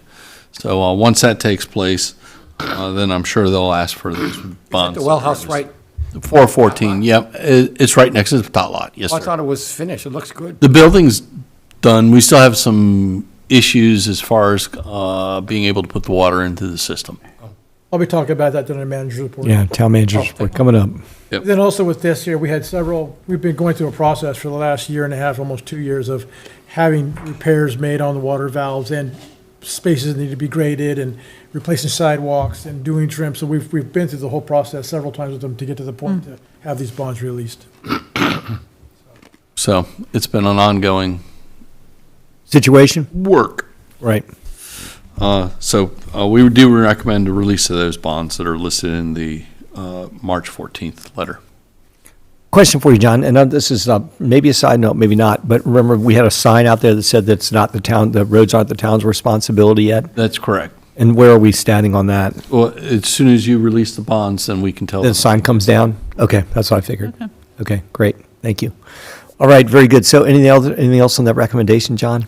No, not at this point. And so those bonds can all be released en masse with one vote? Yes. Okay, great. Well, I'm sorry, I'm just not clear. So if there's still something to be done in that building, which I thought was complete, why would we release the bond right now? We're not releasing that bond. Oh. That bond, Right. in the subnotes, you see there it says, note, the well house bonding is still in place. The house is not fully functional due to issues. So, Supply chain issues. Okay, so was great. I'll take a stab at this. I make Yeah, a motion please we Here, you can approve. stick. I make a motion we approve the 6 bonds associated with 100-018 per the recommendation from Clark Azar. Great. We have a motion from Martin for the recommendation of the release of the bonds as spelled out by Clark Azar. What else? Do we have a second? Sure, I'll Anybody? second his motion. Second from Ed on that motion. Any other questions on those bonds? Jeff, are you good? Yes, yes. All those in favor of the release of the bonds as made by the motion, please say aye. Aye. Opposed? None? Thank you, Johnny. Anything else? Sticking around for the town manager's report? Absolutely. All right, good. Thank you for that. All right, very good. Bond releases have been done. Ordinance 226, cannabis dispensary. I leave this up to you to weed this out for us. What? Dad joke What did I say? You just rolled that right up, didn't you? Yeah, I did. Yeah, right, yeah. Okay, so yeah, we had a public hearing at our last meeting, and John had brought up, the library wasn't listed as one of the areas that needed to be included in the 500-foot setback. That is now included in here, so it was amended to take care of that. Otherwise, there was no other comments. There were some questions about why we were doing it. We all know why we're doing it, because it's required by the state, so. So where exactly would it be permit-wise permissible to have a dispensary based on all of The the? commercial area, but there's only a couple little slivers that it could possibly go in town. So like, give me a sense, where are we talking about in the? Probably down near with the four-way intersection, maybe Bassett's or down to West Willard, that area in through there. It's pretty minimal, but that would be the areas. So not the There's Dunkin' daycares, Donuts? libraries, Not the parks. Dunkin' Donuts area? No, there's nothing in here Even that could, further into the old historic part of? there's no daycares down there. Okay. If a library, if the word library was not included in the state exemptions, are we allowed to add library? You're not supposed to, but, and if you were challenged, you'd go to court. Just say you added some other stuff into it, whatever you wanted to, that wasn't part of state law. If you're challenged, you'd go to court and say that it You'd have to come defend. really looked at the intent of what the law was, and so you're supporting the intent of the law, which was that families and children would not be exposed to it. Because I remember very clearly that It says that very clearly in the law. Jay Golo advised us that, for example, we could not change the 500-foot distance to something greater, like 1,000 feet. Correct, We are not allowed to do that. correct. Shorten it, yeah. Do we have the same requirements for like places that sell alcohol or tobacco? There is, yes, and the county actually controls that. They do all counties, all alcohol sales, and so, but it's 500 foot from a school. I don't think they do daycares. I'd have to look to be exact, but I know that it is from schools. It even get an alcohol license, like for Cucini and those guys. Remember, they went through it and they had to get the exact distance from the elementary school because it's 500 foot also. Also 500 foot? Yeah. Well, that's a good question, because there's a county liquor store right by Sweet Lemon, in the corner there. Right, but you're saying And that behind area there would is be the park. included? But county doesn't require a park to be that far away from, they don't include parks in their list of areas that need to be set back from a liquor store or serving liquor, either way. Schools, I think, may be the only one. There may, maybe others, but I think it's, do you know, John? They're not. Okay. Thank you. Out of curiosity, if one of the cannabis places fell into one of those slivers, and then say someone wanted to open up a daycare in one of those slivers as well, then that daycare would be denied. Would that daycare be denied because there was a cannabis shop there? That's a real good question. That's a J question. I know the cannabis would have, be grandfathered or have jurisdiction over existing, yeah. Right. So I don't think anything would prohibit the daycare from opening. But then no one can come back and say, hey, this cannabis store is They next to can't the do that. daycare. I know that for a Right. fact. Yeah. Okay. Okay. All right, so are we clear to vote on this tonight, even though we changed the library language? Oh, yes, because you're seeing Yeah. it now, so yeah. Yeah, this is it. We don't need to have a public hearing or change anything else on it. Okay, guys, so, thank you. So I guess the motion would be made that we would, Adopt. they would adopt as amended, Yeah, I make a or is motion, it Oh, as presented. as presented? I make a motion we adopt as presented ordinance number 226, cannabis dispensary. Okay, that's good. Keeping it simple. A motion by Martin, second. I second the motion. Second from Ed. Any other questions? Well, now, we don't really have a choice, do we? In what way? Well, it's a state mandate. Right. That's correct. I mean, I'm guessing that there could be changes that we could make to it if we had to, that would still fit within the state guidelines, but I can't sit there and tell you what they are. You can make it less, you can make it, well, I shouldn't say. I worry about, I would rather have a cannabis dispensary near places where we're selling alcohol, because to me, people are already expecting that to be maybe more adult-based businesses. And I don't know that we want to limit ourselves to this only fitting into our, like, historic district. I know. I don't like that.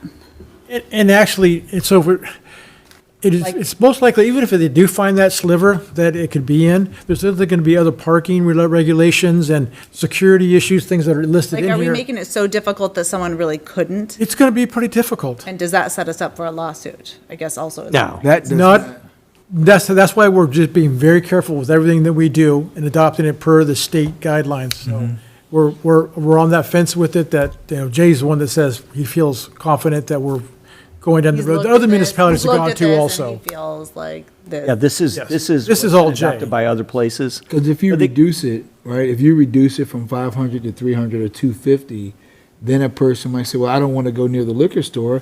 I'd rather go over there near the Cugini's. Right? And where we're saying where you might have adults, so you have that beer and wine store, the liquor store. If you reduce the amount, then that reduction would apply to anywhere. Am I right? Yeah, yes, But So- someone could ask for a variance. they could. Absolutely, no, variances are, yeah, you're right. But also, too, you know, this is what we have state delegates for. These are the people that you need, if you feel like that's something that's going to be, that you feel like it's right for your town or your community, you know, whoever you are on whatever level. Yeah. That's one of the reasons why we talk to those guys. And that's, you know, that's something that if those restrictions need to be lessened, or you felt that was inappropriate, that's. We're more qualified. Yeah, right. Then you have the discussion with those guys. And I've had those discussions with them, and it's worth talking about. I think it's interesting that they're not regulating this in the same way that they would alcohol. They definitely do not. I'm sure when alcohol prohibition was first, and it all happened, I'm sure when they loosened those strings, they loosened them a little bit at a time also. I've not looked at it, but I would imagine that's probably the same type of thing. Interesting. Plus, the county has a monopoly on its Right. alcohol sales. That's a whole Yeah. different story right If the there. county could sell weed, they would be on it. That's right, yeah. It This is being recorded. I'll reserve comment. Right, see, you're saying if it wasn't if the county was dealing the weed, it wouldn't be as restrictive, right? Probably Okay, not. put it just about anywhere. Listen, you can put it next to the school, but you can't have it operating during school hours. Right. If the So county one was more selling it. question. Now, this is hypothetical, obviously. So what happens if we all voted no? So you just leave yourself, and you guys just leave the town open for if the law was to change it, make Yeah, it but less, anywhere. or people would come in and try to interpret it and say, well, you don't say I can't put it in a residential zone, or so, yeah, you're trying to, it's also protecting the town at the same time. Yeah. Okay, you've answered my questions. Thank you. I appreciate The it. motion was made. It was And seconded. Yep. All in favor of the motion, please say aye. Aye. Opposed? I'm not opposed, but I just want to make it clear that I'm voting yes, otherwise I would vote no. I'm voting yes because I want to protect Poolesville. Okay. all right. That's yes. If you need help getting some weed, Jeff, Voting yes for the weed, Yeah. it's for the children. Jeff's he might Jeff's benefit voting from it. yes I'm for just the weed, it's for the children. For the kids. But it's not a school fundraiser. that's a fundraiser for the fire department. All right, that motion is No smoking approved. on duty. That's right, yeah, you got to wait till after you're off shift. Thank you, Wade. That's been approved 5-0. Thanks, Gunn, for all the good dialogue, and to Jay, if he's listening, for the work he's done on that one. We appreciate it. Grant Policy Procedures Review, back again. All right, we're back again, and we've tightened it up pretty good this time. I'll just run through real quick what we've done to it. So we've emphasized the requirements of meeting the public benefit, which is like a big thing with Jay. You're giving or allocating tax funds out, it must be going for a public benefit. Limited to local organizations only. Limiting sports organizations, encouraging them to seek funding elsewhere. We've limited to 2 categories now: mini grants up to $2,500 and major grants up to $25,000. Protections are in place with both of these to make sure that the funds are spent and approved as approved, and requiring the applicants to fund it initially and seek reimbursements, or turn in vendor invoices that can be paid directly from the town. So there's no money just put out like we used to do and take a chance on getting taken. And then with major grants, we also require that 20% match. So that's definitely something new. So it's quite a bit tighter than it used to be. So any questions on it so far? Okay. I appreciate it. I know we've kind of ground this thing to a halt. Does anybody else have any questions about it, or change in direction, or further commentary? Because we've really hashed this thing over, and I like where we are on it. No, I think it's good. I mean, it's been vetted and we've talked about it. That said, should I make a motion? Is everyone good? We can definitely make a motion, have a second, keep discussing, so make a motion. I make a motion that we adopt the grant application policy as written. Motion's been made, second. I'll second. Second by Ed. Okay, further discussion? Well, I just wanted to add, if I could be recognized, that, Yeah, sure. pardon me, listening to Jerry Kubalowski, I know he was a commissioner for many years, and Ed Coleman, he was also a commissioner for many years. And they were kind of, I don't know if I want to use the word chastising, but, you know, they were making, I think, prudent statements about the cautiousness that we should use on approving grants. And while I think all the grants that we talked about and having the budget and whatnot are very worthwhile, I think that's something we need to keep in the back of our head so that we don't become, a little bit too Cavalier? cavalier, yeah, thank you, with taxpayer money. Yeah, I appreciate that, Jeff. And, again, it's sobering to hear those guys, and they ran a tight ship when they were here. My hat's off to them. Appreciate that. We've grown as a town, so we have to recognize that. But again, I think all of us, I don't think there's one person behind this desk that doesn't think they're being as tight with town taxpayer funds as possible. And knowing that, I think that we're more focused on deliverables than any board I've ever worked with. Yep. So we have to stay focused. So I agree. And value the deliverables. And I know that there were some remarks that were specifically kind of pointed in that end of the town, and I think whatever investment that we can make in a prudent way that keeps that area viable and and bring energy back to that area like Locals has already done, I think that's overall in the health of Poolesville. And I appreciate you recognizing that too. So thank you for doing that. Yeah, I would add on too, though, there's something, while I appreciate what they had to say today, I think there's something to be said as you look at the growth of the town and you look at the value add that the whole town represents, and especially there are many people who have enjoyed an increase in the value of the town as well as the value of their property. And when I look at the lobbying work that's been done with Fair Access prior to me even coming on to this commission board and looking at the end result of when you go and you look at that school and now you have a facility that matches the achievement and the ranking that Poolesville enjoys in the state of Maryland as well as in the country. And so I think that doesn't come at a free cost.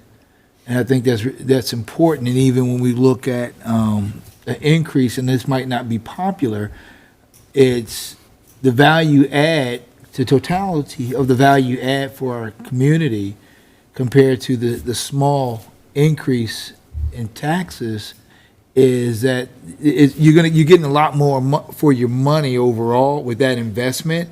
And when we think about where Poolesville was in the past, and I respect where it was in the past, but if it stayed in the past, it wouldn't be where it is now. Mm-hmm. Right? And so I think the amenities that we have, where you have fireworks for the 4th of July, where you have a Poolesville Day, you have a Spring Fest, and you have River Works that's coming, these kinds of things, where you have a Poolesville Pride where folks can be included, because it's a different day. And so I think it's prudent for us to be able to make well thought out investments in things that continue to help build the community of Poolesville, not just the nuts and bolts of of water and street repair, because another aspect of running a town is what do you do for the people that are in the town to make it a special, continue to be a special place, and then also how do you create more traction to coming so that the brick and mortar businesses can continue to stay in business. And so I think all of those things are really important, how all pieces work together for a bigger purpose. Yeah, Agreed. agreed. Yep, totally agree. Well, I think that's defined the, the emphasis behind the budget for all of us. We're trusting town staff to come up with what they've come up with in terms of, again, nuts and bolts, the spending that's required, savings where we can get them. Appreciate town staff for working as hard as they do on all that, and working as a team as well to do what you do. I'll say one more thing. I think Wade and Niles, I think you guys are to be commended, especially you, Wade, because of the longevity, even though there was a little hiatus where you were out for a little while, but looking at all the things that you've done, and in these 4 years that I've been here, just really getting to know you and watch the work and trusting your judgment because you pour your heart and soul into this work. And so I don't think your work should be taken lightly, because you know what you're doing and you know what you're talking about, probably better than anyone else who would try to do what you do. I appreciate that. Yep, absolutely. Yeah. And now you're learning, so keep learning. That's what I'm here for. All right. Didn't mean to go too far off track. It's fine, you're good, man. I need to be at CVS by 9:45. So we have plenty of time. Cereal? No, game starts at 9:20. Let's go. Let's keep it moving. I'm still back on Oh, cereal. yeah. Yeah. Don't make me explain my, situations. No, I don't have any problem sleeping. Thank you for that link. Okay, very good. So again, all right, where were we?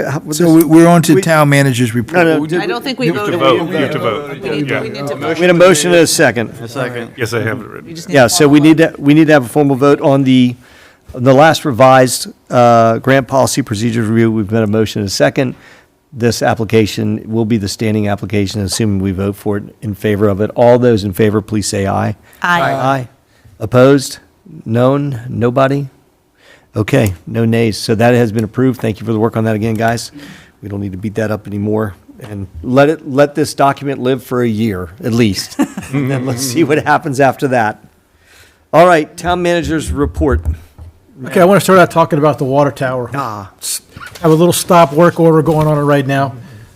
So I got some presentations here for you guys. So it's just pictures of, the first sheet is what actually Jim's graphics person came up with, that we all voted on and said we were going to use this logos for the town water tower. One side says welcome to Poolesville, the other side is the Falcons, and the price is on there too, that we approved it.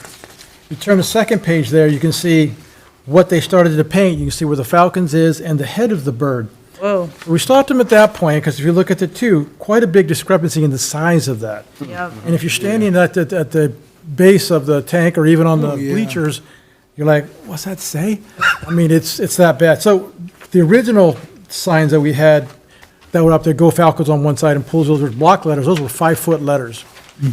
And they Okay, weren't, did they submit dimensions before they started the work of like, it will be X number of, they did. It said it was going to be a 26-foot decal, which included the 24. bird and the letters, 24, whatever it was, Yeah. yeah. And so Yeah. there's the top of the tank, it kind of curves and it goes into a curving mode. And he said, well, the wings are going to be curving up there, so that, I don't know if they shrank it down a little bit. We're still weeding out the details right now. But all in all, I can tell you that we're gonna make them take this off either way on this side here. And, they're gonna want to charge us some money for it. We're gonna be fighting that. so the letters here are how big? The ones that they've. 3-foot They're letters. supposed to be 5. Well, we didn't specify that because we had a whole design, and we used this, and they developed the graphics off of this right here. So it wasn't as detailed as, what you would imagine. Okay. So you're basically saying this picture doesn't match this, Right. right? And we were trusting signed off on that. they would do this. And when you look at this, and I'm just looking at where the, It's like not even. Well, that's just the head of the bird that you see there. well, I'm just even But even looking at the the words letters. Falcons. Yeah. I'm looking That's the how big the deal, F and yes. the S on the ends, where they go in comparison to these little racks. And that's what we did, exactly. Literally twice as big. And I will say, I did get a phone call from a notable person in Poolesville. I won't mention his name, but if he's listening, he had reached out to me. Okay. And he said, Ed, what is that? All right. He said, you can't even read it. All right. And I said, they're not done yet. Let's just wait. So that's going to come off, and this graphic will not work as we want it to do, just because of the curvature of the tank. Unfortunately, the painter didn't tell us this. I mean, they do with that kind of stuff, because the wings are going to distort, and it's not going to look right if they pull it up. That's why they pull it way down, and it's just way out based on where it is. So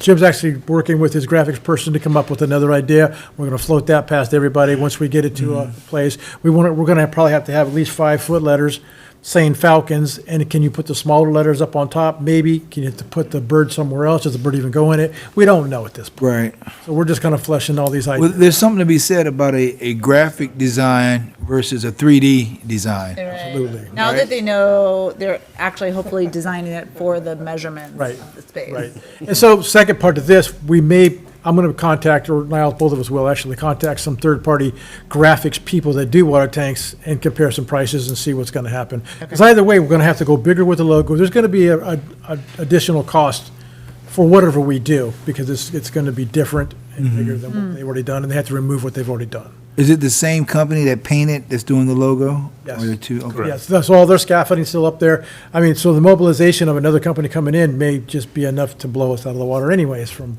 using somebody else. And typically, last time we painted the tank and everything, we just say block letters. It was nice and simple. We got a little fancier this time, and so, Yeah. this is where we are with it right now. That's why I'm bringing it to you. And then, But will the other side work kind of as? well, that's a question. It's hard to really tell right now. Okay. It is like 4.5-foot letters, 4 to 4.5. It's curvature, so they're different sizes. But that's something we need to look at too. Do we want to get that off there and make it bigger too? Jim's going to shake his head and say yes. But that one's going to be really hard to fight, because it almost looks like what was presented on the 3D drawing. So- It's not bad. That is not. Is this side completed? No, it's not, because Oh, the okay. estimated is not underneath it yet. They basically, again, we just called a timeout.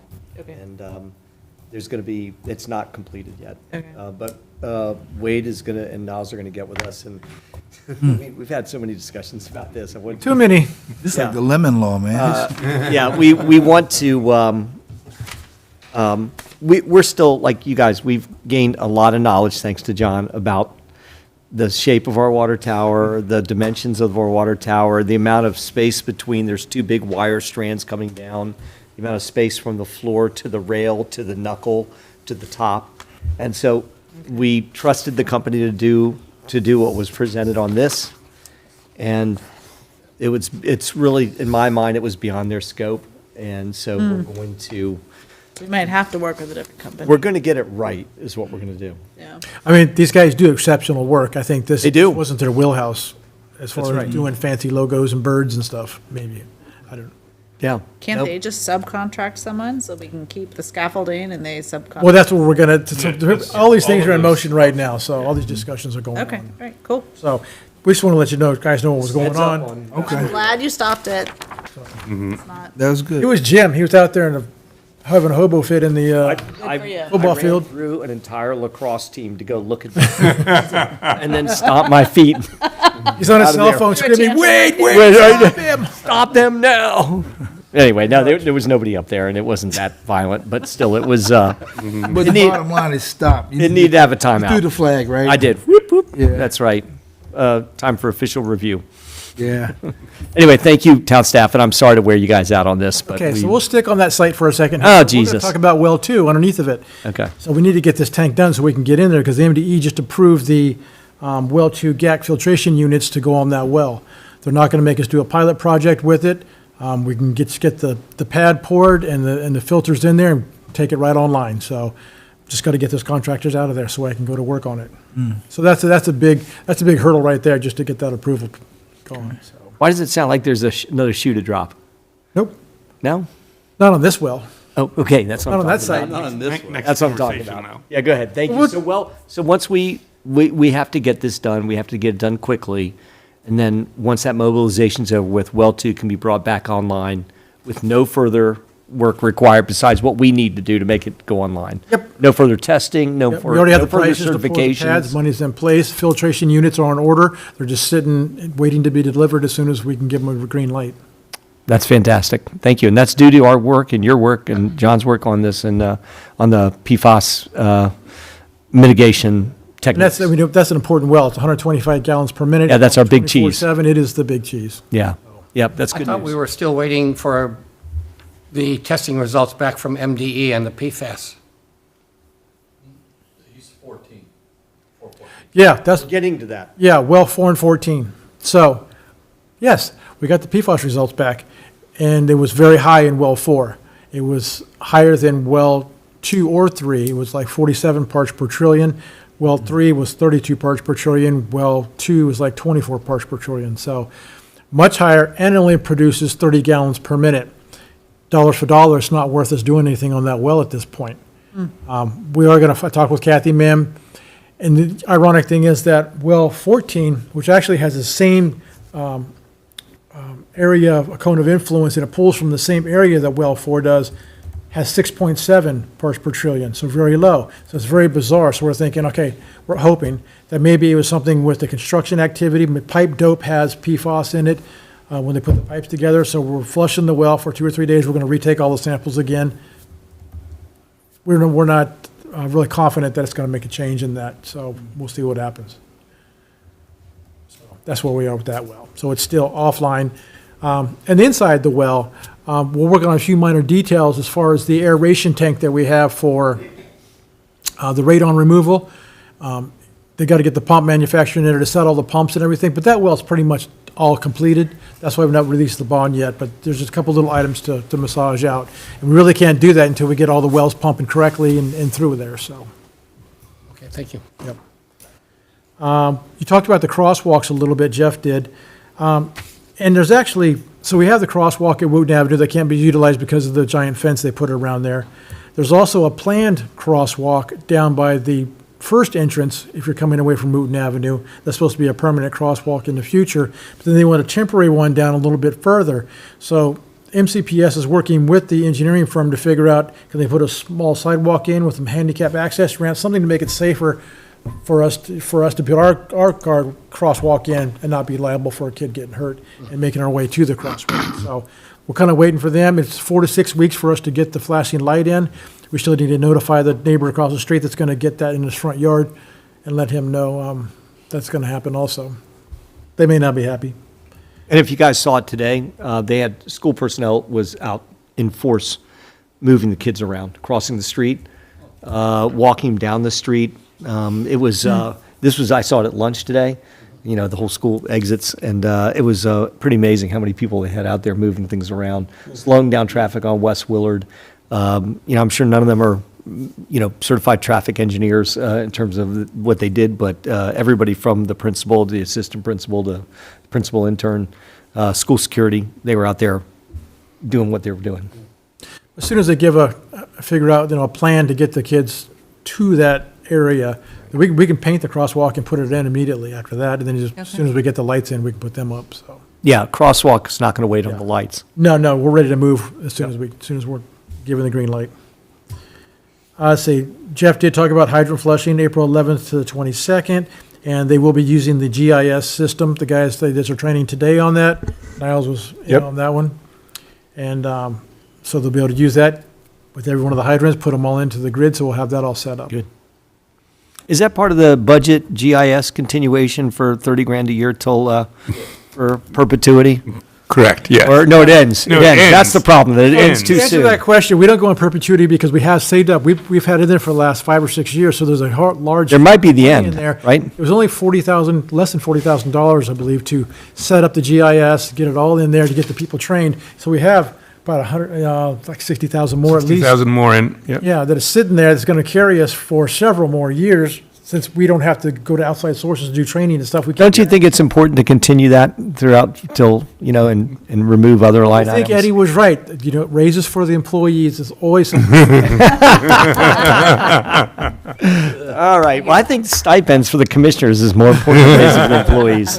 Oh, wait, I had another sidewalk question. So when you're coming in on Fisher Avenue and you're approaching the elementary school, there's a yellow light that flashes during school hours. Okay. Can we have something like that bookending on Wooten? On one end by the dentist office and the other end past the school parking lot? So that people know that this area. Oh, the school zone, the on school West zone West side. Willard, yeah. Blinking light on both sides? I guess we could take a look at that and see what it would take to get, at least the nice thing with the flashing lights, that they are solar powered. I don't know if they have those type in Yeah. solars or those, because those are hardwired. No, those are, yeah, Yeah, and- We can look into it and see what it would take to Not a do bad that. idea. yeah. Because you raised a point today, and I saw it today. There was still fairly heavy traffic on West Willard that was not going slow. Yeah. While these kids were walking on that street. So not a bad idea to figure out if those signs actually work. I mean, we'll have to see. Well, one other thing Not about bad. so not talking about the orange flashing light, but the one that, you press the button and it flashes. Is it possible that, I don't know if it's possible or not, but I'm thinking, I see folks go across the road and they don't press the button. And I just think to myself, why press the button and the light will go on? Not that every car is going to stop, but at least get a warning. So is it possible to have some kind of a motion detector that senses a person is waiting to go across the road, and if they don't press the button, it goes on anyway? I don't know. I could look into it. Yeah. I really, off the top of my head, I don't know the answer to that. Yeah, but what if He's they gonna see, spend the money. There could be a task order across my desk What tomorrow. if they see that and then they like limbo and duck underneath it because they just don't want to do it? I think they're actually, I did read We something. get lasers installed. Yeah. Like, Yeah, laser. I No love way you that, could circumvent lasers. them. Zap. No, and no. Next. If a car goes by, just zap it. Continue, sir. Yes, thank you. Good question. Hang on, That write my it? notes here. Don't put that in the minutes. No, that's my own personal notes. Okay. Let's see. May 29th, there's a Kids and Social Media panel that's going to meet. It's a media public relations. It's a seminar, I guess, about kids and social media. Tara told me about it today, so I just found out about it. About But, what in social media, Wade? Yeah, it's kids and social media. Kids, okay. What day? This is going to be May 29th. So the detail of the panelists will be posted on the website soon, the town's website. So I'll get more information for that. Great. And then Niles and Tara have been working on banners. You can talk about that. Yeah, so on the website, we've been doing a new thing where we're doing banners on the website for each event, so that it sort of gives write-up in pictures, what the event is, when it's going to be, things like that. So we're going to try to roll that out a little bit more. We're also going to try to do one to thank Springfest sponsors and things like that, so to sort of engage in a more visual medium with what we're putting out there about our events and things like that. So we'll have more of those as time goes on. And how about the electric sign? So we put in an order for it. In fact, tomorrow, we're probably going to finalize the new location. And then we just have to go through a couple of permitting steps and things like that, and then they're ship it. It takes about a month for them to construct and ship out and things like that. But that's where we're at there.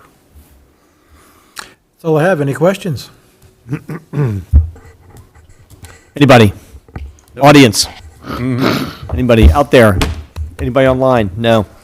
Motion to, Make a motion to adjourn. Our 2-hour mark. Yeah, that's it. Turn into pumpkins now. Right, motion to, this Zoom is going to end, 2 hours. Motion we adjourn. Motion to adjourn, Second second? the motion. All in favor? Aye. Aye. No opposed. Thank you, guys. Thank you. Appreciate it. 2 hours. Good job. My finger? Or yours? 2 hours. Hang on, I'm going to do it. 2 is better than 3. Not broadcasting.